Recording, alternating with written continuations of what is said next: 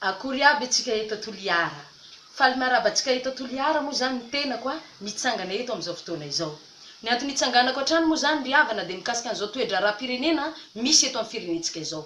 Resaka manokana mikasika ny Toliara moa zany ny tenako amin'izao fotoana izao iarahantsika malala fa ity faritra Toliara ity dia tsy mba jeren'ny mpitondra fanjakana mihitsy ny faritra Toliara. Ny lalana moa zany aty dia hita tanteraka fa tsy misy vita goudron raha tsy eny amin'ny ville eny.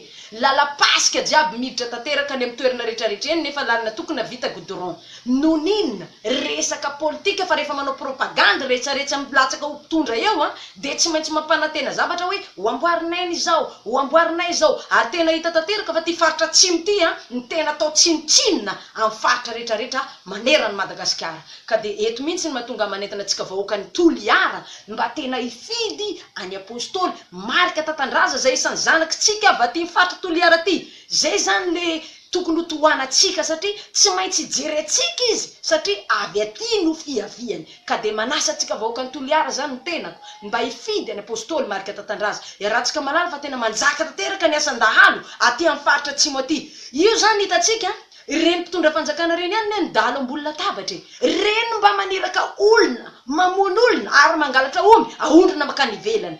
Ka tokony ho tonga saina antsika vahoaka rehetrarehetra, vahoaka malagasy indrindra antsika aty amin'ny faritra atsimo aty fa ireo mpitondra fanjakana reo ihany no manao dahalo ambony latabatra mampangalatra olo izy dia miexporte entana makany an-dafy any. Ka dia tokony ho tonga saina antsika antaontsika ry havana hifidy any apôstôly marika tatandraza fa izy rery ihany no vahaolana farany ho amin'izao firenentsika zao. Indrindra antsika aty amin'ny faritra atsimo aty satria avy aty amin'ny faritra atsimo apôstôly marika tatandraza. Ka tokony ho tohanantsika indray ny zanakitsika ry havana ka ndao tsika hanohana azy fa na zahay ary avy any amin'ny faritra Betsimisaraka manohana tanteraka azy satria hitanay tanteraka fa tena mety ny zavatra ataony ary tsy mitsinjo ny antenany izy fa mitsinjo ny vahoaka ray manontolo. Tsy nanavakavaka foko akory izy hoe Toliara ihany fa zahay ary zao avy any amin'ny faritra Betsimisaraka tonga manaraka azy ary mijery azy tanteraka ao anatin'izao zavatra zao. Ka itsika ndray ve, itsika havany ndray ve, itsika fianakaviany ndray ve no tsy hijery azy. Ka dia manentana atsika tsika vahoaka ny Toliara ray manontolo tsy ankanavaka hifidy ny apôstôly marika tatandraza ho filohan'ny fanjakam-pisorona. Tsy misy vahaolana io, tsy ho ijeren'ireo mpitondra fanjakana reo zany mihitsy ty faritra atsimo ity raha tsy olona avy aty atsimo no mitondra.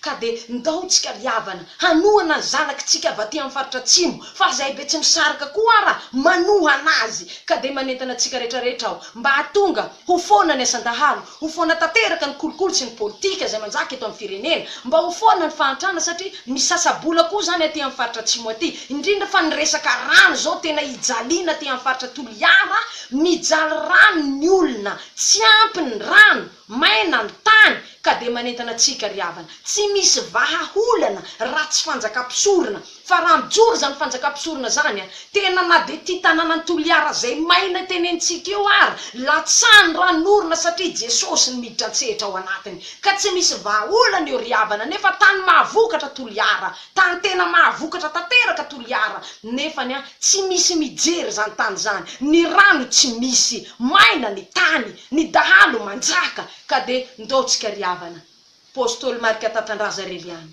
zay ny vahaolana farany ho an'ity firenentsika ty. Ka dia manentana antsika vahoaka ny Toliara ny tenako ndao tsika hifidy ny zanakitsika zay milatsaka ho filohan'ny Madagasikara. Izy rery ihany no vahaolana farany ho an'ny firenentsika indrindra fa tsy maintsy hijery ny faritra Toliara na izy ary mijery ny faritra rehetrarehetra maika avany tanàna atsika zay niaviany va tsy ho jereny. Ka dia manentana antsika pon'ny Toliara ray manontolo ny tenako hanohany tanteraka ny fanjakam-pisorona hampijoro an'izany eto Madagasikara hanohan'ny apôstôly marika tatandraza. Mankasitraka antsika vahoaka ny Toliara ny enatra.